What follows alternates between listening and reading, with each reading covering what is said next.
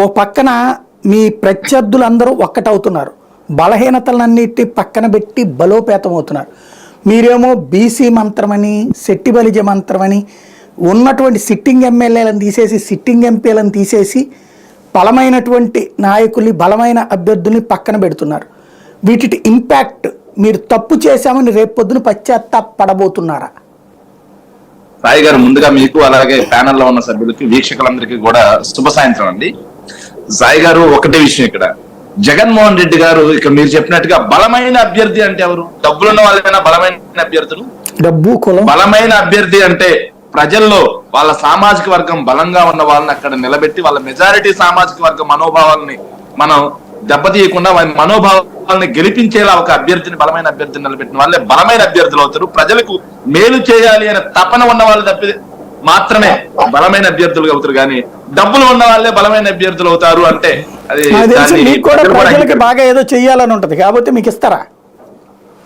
Sir, మీకు కూడా ప్రజలకు ఏదో ఒకటి చేయాలని ఉంటది, మీరు బలమైన అభ్యర్థి అవుతారు కదా అప్పుడు, కానీ మీకు ఇస్తారా? సార్, అట్లా కాదు సార్. సామాజిక సమీకరణాల కూర్పు కూడా ఉంటుంది సార్. అక్కడ సామాజిక సమీకరణాల కూర్పు, వాళ్ళ క్యాడర్ ఎంత ఉంది, అవన్నీ కూడా క్యాలిక్యులేషన్స్ చేసుకుని మాత్రమే సర్వేలు, రిపోర్ట్లు తీసుకుని మెజారిటీ కులం వాళ్ళకి ఇస్తున్నారా నియోజకవర్గాలు? అంతే కదా సారీ, మెజారిటీ కులం వాళ్ళకి ఇస్తున్నారా నియోజకవర్గం? మెజారిటీ కులం అనేది ఒకటే కాదు సార్, అన్ని కులాలకి చట్టసభల్లో ప్రాతినిధ్యం కల్పించాలి అనేది మాత్రమే జగన్మోహన్ రెడ్డి గారి సూత్రం. దానికి అనుగుణంగానే చరిత్రలో ఎన్నడూ లేని విధంగా బీసీలకు సీట్లు ఇవ్వడం కానీ, ఎస్సీ ఎస్టీ మైనారిటీలందరినీ కూడా చట్టసభలకు తీసుకురావాలి అనేది ఒక సందర్భం. అదే కాకుండా నామినేటెడ్ పదవుల్లో కూడా 50% ఇవ్వడం జరిగింది. ఇక్కడ ఒక చిన్న డౌట్ ఏంటంటే, సామాజిక న్యాయం అంటూ ఒకనాడు పార్టీ పెట్టినటువంటి ప్రజారాజ్యం పార్టీ పెట్టిన చిరంజీవి గారు 100 మందికి బీసీలకు ఇచ్చారు ఆ రోజున సీట్లు. ఆంధ్రప్రదేశ్ చరిత్రలో మొట్టమొదటిసారి ఎన్టీ రామారావు అత్యధికంగా బీసీలకు ఇస్తే, ఆ తర్వాత సామాజిక విప్లవం తీసుకొచ్చి 100 మందికి ఎమ్మెల్యే సీట్లు ఇచ్చింది చిరంజీవి. అప్పుడు ఎన్టీ రామారావు సక్సెస్ అయ్యారు, చిరంజీవి ఫెయిల్ అయ్యారు.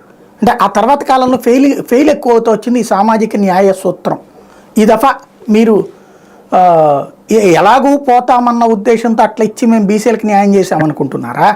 లేకపోతే కనుక నిజంగా మీరు చేస్తున్నటువంటి ప్రయోగాన్ని ప్రజలు హర్షిస్తారని నమ్ముతున్నారా? ప్రజలు హర్షిస్తారో లేకపోతే ప్రజలు తిరస్కరిస్తారో కేవలం ఇంకా 40-45 రోజులు ఉంది సార్. ఎన్నికలు అయిపోయిన తర్వాత మే నెలలో ప్రజలు హర్షించే తీర్పిచ్చారా, లేకపోతే ప్రజలు ఏదైతే దాన్ని తిరస్కరించే తీర్పిచ్చారు అనేది కూడా మనం ఖచ్చితంగా చూడబోతున్నాం సార్. ఇంకోటి, ఈ రోజు మీరు డిబేట్ పెట్టిన సబ్జెక్ట్ ఒకటి ఉంది సార్. ఏంటంటే బీజేపీ డిమాండ్ చేసే పరిస్థితుల్లో ఉందా అనేది ఒక సబ్జెక్ట్ ఒకటి మీరు అడిగారు సార్. దానికి నా వైపు నుంచి ఒక స్ట్రైట్ ఆన్సర్ ఒకటి ఉంది సార్. ఏదైనా ఒక వస్తువు డిమాండ్ పెరగడం, డిమాండ్ తగ్గడం అనేది ఎప్పుడు ఉంటుందంటే, అమ్మే అతనికి నెసెసిటీ, ఖచ్చితంగా దీన్ని అమ్మాల్సిందే అనుకున్నప్పుడు కొనేవాడికి డిమాండ్ పెరుగుతుందండి. అంటే కొనేవాడికి నెసెసిటీ ఉంటే అమ్మే వాళ్ళకి ఖచ్చితంగా దాని డిమాండ్ అనేది, అమ్మే వాళ్ళ డిమాండ్ పెరుగుతుందండి.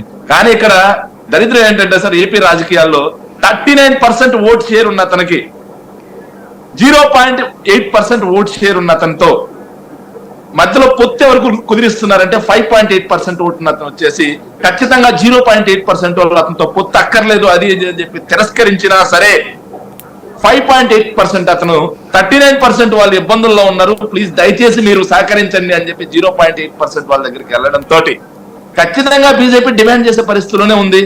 ఇన్నాళ్ళు చంద్రబాబు నాయుడు గారు డిమాండ్ చేసి, ఇదిగో మీకు 4 సీట్లు పడేస్తున్నాను, ఇదిగో మీకు 5 సీట్లు పడేస్తున్నాను అనే పరిస్థితి నుంచి ఈ రోజు బీజేపీ మాకు ఇన్ని సీట్లు కావాలి. ఈ రోజు నేను ఒక న్యూస్ కూడా ఒకటి చదివానండి, ఒక వెబ్ సిరీస్ లో, ఒక వెబ్సైట్ లో ఒకటి చదివాను, ఒక న్యూస్ కూడా చదివాను. అది ఫేక్ లేకపోతే రాంగ్ అనేది తెలియదు కానీ, కాకపోతే అది ఖచ్చితంగా సత్యానికి దగ్గరగా ఉంది.